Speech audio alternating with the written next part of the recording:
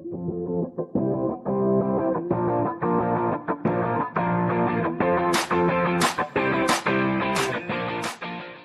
Everyone, welcome to the building foundation.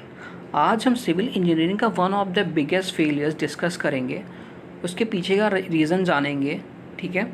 और उसकी जो वर्ल्ड के जो इंजीनियर्स हैं उन्होंने क्या सॉल्यूशन निकाला इस फेलियर का, वो भी ये डिस्कस करेंगे साथ में। चलिए शुरू करते हैं। Civil engineering failure, the leaning tower of Pisa. जो आप ये फिगर देख रहे हैं, पिक्चर देख रहे हैं, या आपने गूगल या फेसबुक पे बहुत जगह देखी होगी। तो ये इटली का बहुत ही famous leaning tower of Pisa है, जो कि इस वक्त अभी लगभग 4 डिग्री टिल्ट है। तो ये टिल्ट क्यों हुआ और इसका मतलब स्ट्रक्चर में प्रॉब्लम थी या फिर इसके फाउंडेशन में प्रॉब्लम थी, वो अभी हम पूरा डिटेल में देखेंगे। तो चलिए पहले थोड़ा देख लेते हैं। द रेट ऑफ टिल्टिंग जो है वो 0.05 इंच पर ईयर होती है इसमें।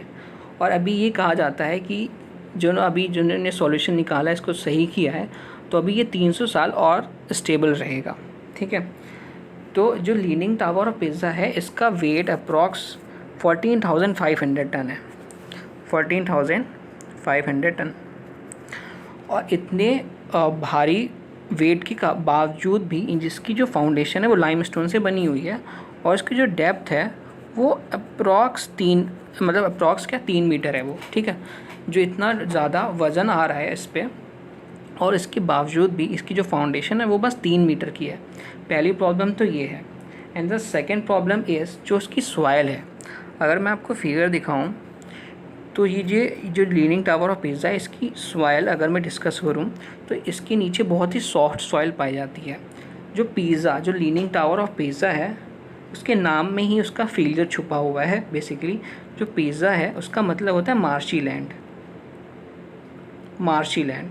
तो जो इस जोन में जो एरिया जो सॉइल पाई जाती है वो बेसिकली मार्शी है, बहुत ही सॉफ्ट सॉइल पाई जाती है, ठीक है। अगर मैं इसके नीचे के फाउंडेशन की बात करूं तो यहाँ पे क्लेई सॉइल है, और इसके नीचे वेरी सेंसिटिव क्लेई सॉइल पाई जाती है, सेंसिटिव क्ले। तो सेंसिटिव क्ले का फॉर्मूला भी आपने पढ़ा होगा, Q undisturbed upon Q disturbed, ठीक है। तो आप कमेंट सेक्शन में मुझे बताइएगा कि जो वेरी सेंसिटिव क्ले है उनका सेंसिटिविटी कितनी होती है, कमेंट सेक्शन में मुझे बताइएगा। तो जो फाउंडेशन है उसके नीचे बहुत ही सॉफ्ट सॉइल पाई जाती है, क्ले हो गया, और इसके नीचे सेंसिटिव क्ले। तो जैसे ही इस पर इतना ज़्यादा वज़न पड़ा और डेप्थ भी 3 मीटर तक थी, तो ये जो लीनिंग टावर पिज़्ज़ा होगा एक तरफ सिंक डाउन करने लग गया, ठीक है। और जो सेंसिटिव क्ले आपको पता ही है कि अगर उसको हल्का सा भी डिस्टर्ब हो जाता है तो पूरी हाईली डिस्टर्ब हो जाती है, क्योंकि बहुत ही सेंसिटिव क्ले होती है। तो एक तो ये था कि उन्होंने डेप्थ कम प्रोवाइड की। उसके बाद उन्होंने जो उसकी सॉइल थी उसकी टेस्टिंग नहीं की, या फिर जो भी रीज़न रहा, तो उन्होंने इसका ख्याल नहीं रखा। तो ये था मेन रीज़न इसके फेलियर होने का कि वो टिल्ट क्यों हुआ। तो अभी आगे डिस्कस करते हैं। So how leaning tower of pizza is still standing.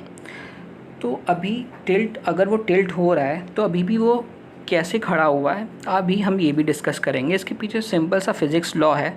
आपको मैं एक वीडियो भी शेयर करूँगा जिससे आपको ज़्यादा समझ में आएगा। चलिए देखिए, पहले मान लीजिए ये 2 टावर हैं। एक टावर है जिसका वेट उसके बेस के अंदर से पास होके जा रहा है, और जो उसके दूसरे डायग्राम में जो CG से जो वेट पास हो रहा है वो इस टावर के बाहर से पास हो रहा है। तो जब तक अगर आपका वेट जो बेस के अंदर से पास होगा, जैसे पहले डायग्राम में है, तब तक तो जो आपका टावर स्टेबल खड़ा रहेगा।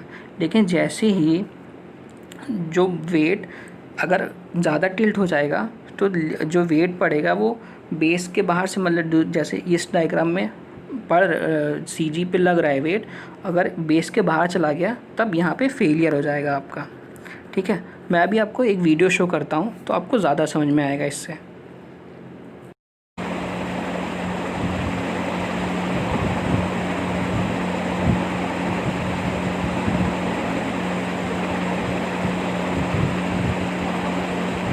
What is the solution to this problem? अब इसका सॉल्यूशन क्या निकाला गया था। वैसे तो बहुत सारे सॉल्यूशन निकाले गए, बहुत सालों से निकाले जा रहे थे, बट कोई भी सक्सेसफुल नहीं हो पा रहा था। एक बार तो उन्होंने क्या किया, मोर्टार डाल दिया। उन्होंने सोचा कि वो इसको उसका टिल्ट सही कर देगा, बट क्या हुआ, वो यूनिफॉर्मली डिस्ट्रीब्यूट नहीं हुआ और वो उसके वजह से क्या हुआ, टिल्ट और इंक्रीज़ हो गया। ठीक है, तो जो अभी 20-30 साल पहले जो उसका सॉल्यूशन निकल के आया वो बहुत ही सिंपल सा सॉल्यूशन था और उसका आंसर था ग्रेविटी। तो ग्रेविटी ने कैसे इस टिल्ट को सही किया, ठीक है, इसका सॉल्यूशन कैसे है, आइए डिस्कस करते हैं।